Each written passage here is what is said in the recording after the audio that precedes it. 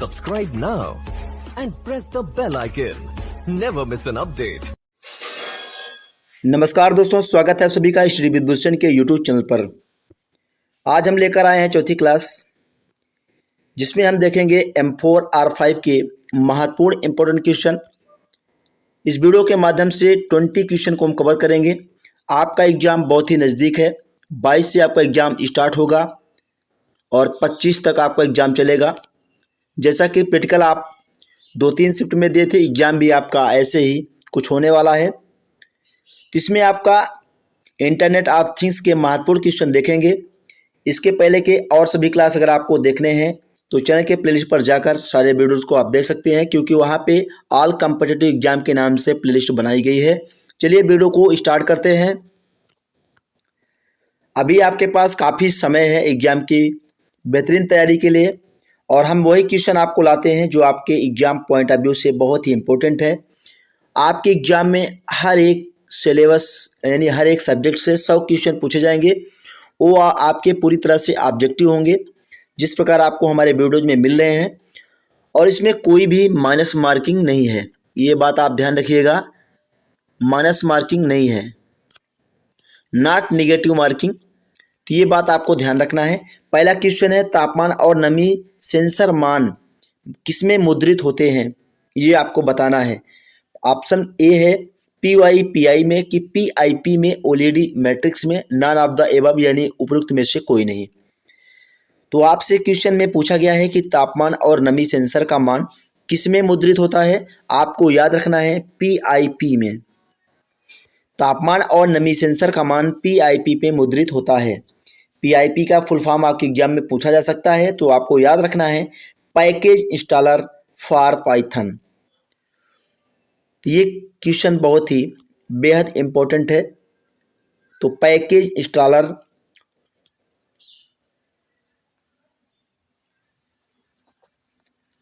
For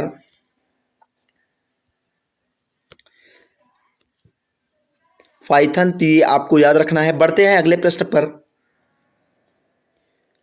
अगला प्रश्न है, आत्मबोध वह प्रक्रिया है जिससे व्यक्ति क्या करता है, स्वयं की अपनी अवधारणा स्थापित करें, निस्वार्थ को हो जाओ, अपनी पूरी क्षमता तक पहुंचने, उनके आदर्श को महसूस कर सकने।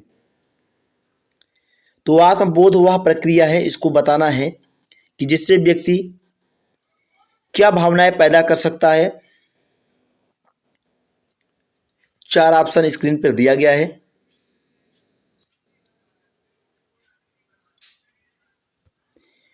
तो आत्मबोध वह प्रक्रिया है जिससे व्यक्ति अपनी पूरी क्षमता तक पहुंचने। तो आपका option number C right answer हो जाएगा। बढ़ते हैं अगले प्रश्न पर।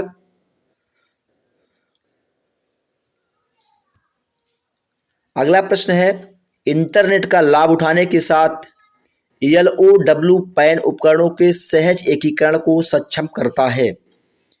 कौन करता है इंटरनेट का लाभ उठाने के लिए LOW पैन उपकरणों के सहज एकीकरण को? ऑप्शन ए है आपका IETF6 LOW पैन, IEFT, कोफ और RFID/NFC, और ऑप्शन डी आपसे कह रहा है नॉन ऑफ दीज।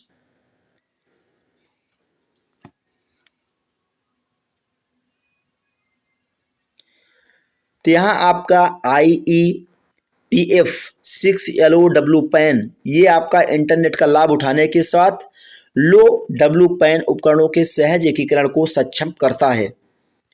बढ़ते हैं अगले प्रश्न पर।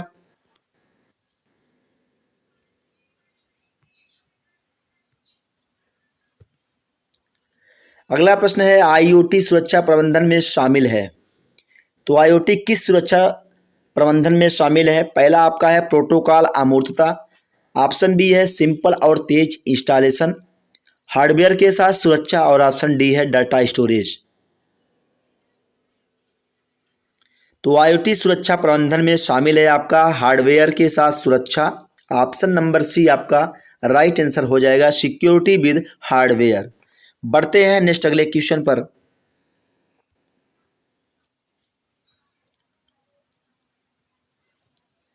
अगला प्रश्न है, इंटरनेट ऑफ थिंग्स कई संचार मानकों पर चलेगा, इनमें से कौन एक मानक निकाय या प्रोटोकॉल नहीं है? जिगबी, आल्सिन, टायरेल, इनमें से कोई नहीं। तो इंटरनेट ऑफ थिंग्स कई संचार मानकों पर चलेगा, इनमें से कौन एक मानक निकाय या प्रोटोकॉल नहीं है? तो आपका टायरेल।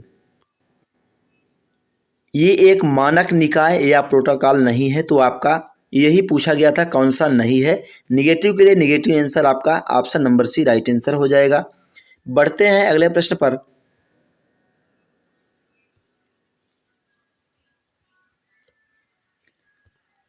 अगला प्रश्न है the IIoT stand for IoT का पूर्ण रूप आपको बताना है। पूरा नाम इसका क्या होगा? In depth internet of T, innovative internet of things, industrial internet of things, इनमें से कोई नहीं।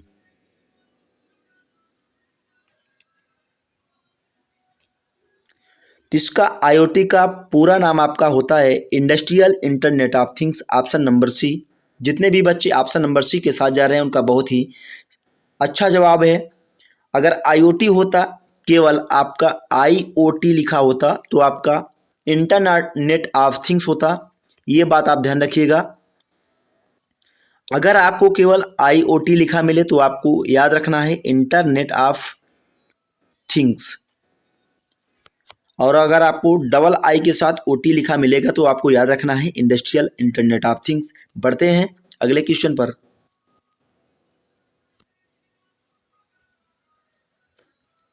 अगला प्रश्न है जब यह पहली बार अंग्रेजी में दिखाई दिया, कौन? पर्सनालिटी। पर्सनालिटी शब्द किसके लिए भेजा गया? पर्सनहुड, कैरेक्टर, टेम्परामेंट, इनमें से कोई नहीं। तो जब यह पहली बार अंग्रेजी में दिखाई दिया यानी पर्सनालिटी, तो ये शब्द किसके लिए भेजा गया? पर्सनहुड के लिए। ऑप्शन नंबर ए आपको याद रखना है। बढ़ते हैं अगले प्रश्न पर।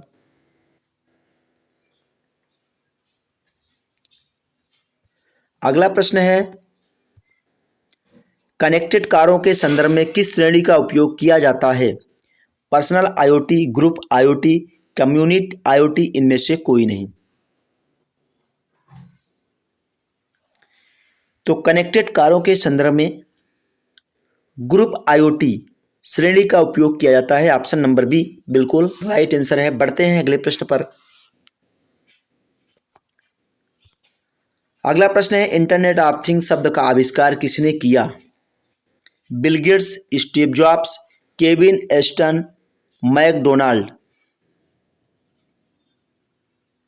इंटरनेट ऑफ थिंग्स शब्द का आविष्कार किसने किया है ये आपको बताना है। वेरी इंपॉर्टेंट क्वेश्चन है ये, आपके एग्जाम में आएगा। 1 नंबर ये आपको दिलाकर रहेगा, आपको याद कर लेना इसको। तो इंटरनेट ऑफ थिंग्स शब्द का आविष्कार केविन एस्टन ने किया है, आपको याद रखना है। ऑप्शन नंबर सी आपका राइट आंसर हो जाएगा। बढ़ते हैं अगले क्वेश्चन पर। अगला क्वेश्चन है USB बनाने के लिए सबसे पहले कौन सा बोर्ड माइक्रो कंट्रोलर का उपयोग करता है? लियोनार्डो, यूएनओ, रेड बोर्ड, इनमें से कोई नहीं। USB बनाने के लिए सबसे पहले कौन सा बोर्ड माइक्रो कंट्रोलर का उपयोग करता है ये आपको बताना है।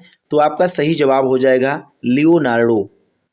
USB बनाने के लिए सबसे पहले लियोनार्डो माइक्रो कंट्रोलर का उपयोग करता है, तो यही आपका सही जवाब है। बढ़ते हैं नेक्स्ट अगले क्वेश्चन पर। इनमें से कौन सा एक अक्षर का हिस्सा नहीं है? सिग्नेचर, ग्रीटिंग, फोटो, इनमें से कोई नहीं। अक्षर का हिस्सा आपसे पूछा गया है, तो सिग्नेचर आपका अक्षर का हिस्सा होता है, ग्रीटिंग भी।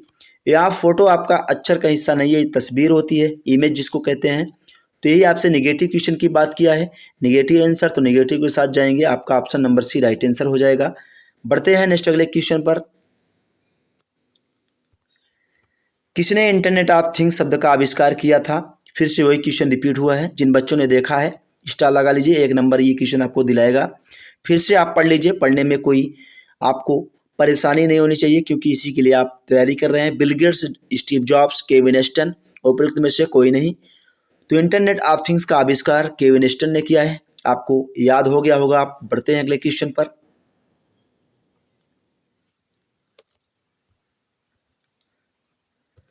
अगला प्रश्न आपसे कह रहा है कि आप उस स्कोप को क्या कहते हैं जिसका उपयोग हैकर किसी सिस्टम में सेंध लगाने के लिए कर सकता है।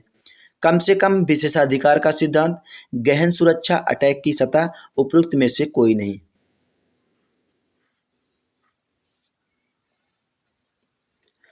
तो आप उस स्कोप को क्या कहते हैं जिसका उपयोग हैकर किसी सिस्टम में सेंध लगाने के लिए कर सकता है। तो उसको हम अटैक सरफेस कहते हैं,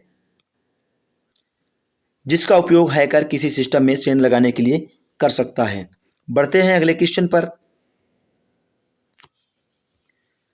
अगला क्वेश्चन है, इलेक्ट्रिक मोटर सुरक्षा में कौन सा सेंसर है। प्रेशर सेंसर होता है, टच सेंसर, टेम्परेचर सेंसर, उपयुक्त में से कोई नहीं। तो इलेक्ट्रिक मोटर सुरक्षा में टेम्परेचर सेंसर होता है, आपका option number C right answer हो जाएगा। इलेक्ट्रिक मोटर सुरक्षा में टेम्परेचर सेंसर आपका राइट आंसर हो जाएगा। ये भी इंपॉर्टेंट क्वेश्चन है। बढ़ते हैं अगले क्वेश्चन पर।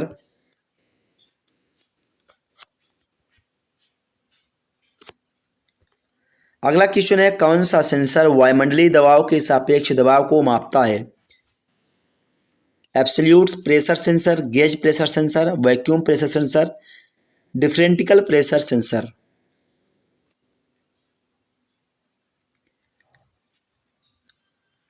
एब्सोल्यूट प्रेशर सेंसर वायुमंडलीय दबाव के सापेक्ष दबाव को मापता है, तो आपका option number A right answer हो जाएगा। बी भी इंपॉर्टेंट क्वेश्चन है, स्टार लगा लीजिए और इसे बिल्कुल दिमाग में सेट कर लीजिए, क्योंकि एब्सोल्यूट प्रेशर सेंसर आपका वायुमंडलीय दबाव के सापेक्ष दबाव को मापता है। अगला क्वेश्चन देखते हैं। अगला प्रश्न है, इनमें से कौन सी क्रिया एक हाइड्रोलिक सिलेंडर प्रदर्शित करती है। पुशिंग, लिफ्टिंग, ए और बी दोनों, उपयुक्त में से कोई नहीं। हाइड्रोलिक सिलेंडर प्रदर्शन करना आपको बताना है, कौन सी क्रिया हाइड्रोलिक सिलेंडर प्रदर्शन करती है। देखिए, हाइड्रोलिक सिलेंडर जो आपका प्रदर्शित करती है, पुशिंग का भी काम करती है, लिफ्टिंग का, यानी कि आपका option number C right answer हो जाएगा। ए और बी दोनों, पुशिंग, लिफ्टिंग, ये क्रिया एक हाइड्रोलिक सिलेंडर प्रदर्शन करती है, क्योंकि आप हाइड्रोलिक के माध्यम से प्रेशर दबाव भी दे सकते हैं, लिफ्ट यानी आप बोझा भी उठा सकते हैं बहुत ही आसान तरीके से। साइंस में भी आपने पढ़ा होगा और आपको ये लग रहा होगा कि ये ओ लेवल में क्वेश्चन इस टाइप के कैसे आते हैं। तो ये आपके इंटरनेट ऑफ थिंग्स में ऐसे क्वेश्चन आपको मिलेंगे। नेटवर्क पर संदेश पैकेट को रूट करने के लिए एड्रेसों के उपयोग का प्रबंधन करता है। ट्रांसपोर्ट, इंटरनेट एप्लीकेशन, कोई नहीं।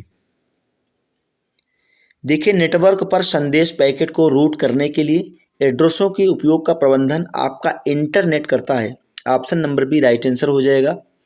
कुछ क्वेश्चन का आंसर आपको देखते ही समझ आ जाता है कि कौन सा आपका हो। जैसे यहाँ ट्रांसपोर्ट की बात करिए, सीधे आप गलत काट दिए। एप्लीकेशन की बात की गई, सीधे आप गलत काट दिए, क्योंकि नेटवर्क पर बात कर रहा है। तो कुछ क्वेश्चनों को आप अच्छे से रीड करते हैं और उसमें कुछ पकड़ बनाते हैं, आप क्वेश्चन पे आंसर आपको वहीं से निकल के आ जाता है। बढ़ते हैं अगले प्रश्न पर।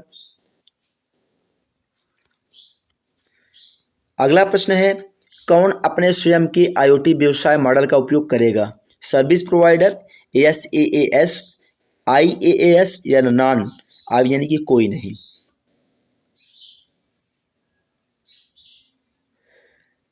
आपको बताना है कि कौन अपने स्वयं के IoT व्यवसाय मॉडल का उपयोग करेगा। तो आपका सर्विस प्रोवाइडर अपने स्वयं के IoT व्यवसाय मॉडल का उपयोग करेगा, तो आपका option number A right answer हो जाएगा। बढ़ते हैं अगले क्वेश्चन पर। अगले क्वेश्चन में आपको बताना है SDLC का पूरा नाम, इसका फुल फॉर्म आपको बताना है, पूर्ण रूप क्या होगा। सिंक्रोनस डाटा लिंक कंट्रोल होगा, synchronous data link level control होगा, या सिंक्रोनस डाटा लेवल कोऑर्डिनेटर होगा, या फिर सिंक्रोनस डाटा लिंक कोऑर्डिनेटर होगा। सिंक्रोनस आपका सभी ऑप्शन में मिल रहा है और डाटा भी आपको सभी ऑप्शन में दिख रहा होगा। लिंक, लेवल और कोऑर्डिनेटर का अंतर आपको मिल रहा है। बिल्कुल अच्छे से करिएगा, ये सभी महत्वपूर्ण क्वेश्चन है, स्टार लगा लीजिए। ये भी क्वेश्चन आपके एग्जाम में देखने को मिलेगा। SDLC का फुल फॉर्म होता है सिंक्रोनस डाटा लिंक कंट्रोल। आपको याद रखना है, ऑप्शन नंबर ए आपका राइट आंसर हो जाएगा। एक बार आप फिर से सुन लीजिएगा, सिंक्रोनस डाटा लिंक कंट्रोल। बढ़ेंगे अगले क्वेश्चन पर।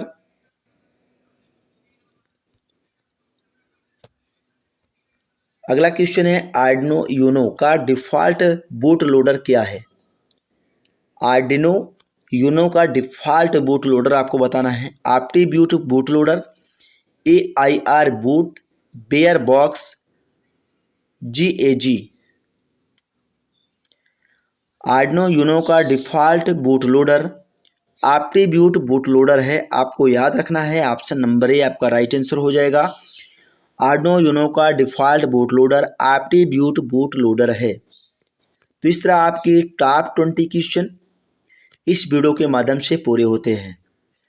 अगर वीडियो आपको पसंद आई है तो वीडियो को लाइक करें, अपने दोस्तों के साथ शेयर करें। चैनल पर नए हैं, चैनल को आप तभी सब्सक्राइब करें जब आपको वीडियो हेल्पफुल लगी हो। एक बार फिर से आपको बताएंगे कि आपके एग्जाम में हर एक सब्जेक्ट से 100 क्वेश्चन पूछे जाएंगे, कोई भी नेगेटिव मार्किंग नहीं है और आपको हमारे चैनल के माध्यम से वीडियो प्रोवाइड की जा रही है। अगर आप सारे वीडियोस को देखते हैं तो आप 70% अपनी तैयारी कवर कर पाएंगे और आसानी से आप थ्योरी एग्जाम में पास हो जाएंगे। ये बात आप ध्यान रखिएगा, क्योंकि आपको अगर कम समय है, आपके पास 4 से 6 दिन भी बचे हैं, तब भी आप हमारे वीडियोस को देख करके चुनिंदा क्वेश्चन को आप पढ़ करके जाएं। आसानी से आप 70% कवर कर पाएंगे और आसानी से आप पास हो जाएंगे। बस अगर आपने 70 या हम कह लें 60 नंबर आप थ्योरी एग्जाम में कर पाते हैं और 40 नंबर आप प्रैक्टिकल में कर पाते हैं तो आसानी से आपका 100 नंबर बन रहा है और आसानी से आप पास हो जाएंगे, इसमें कोई डाउट नहीं है।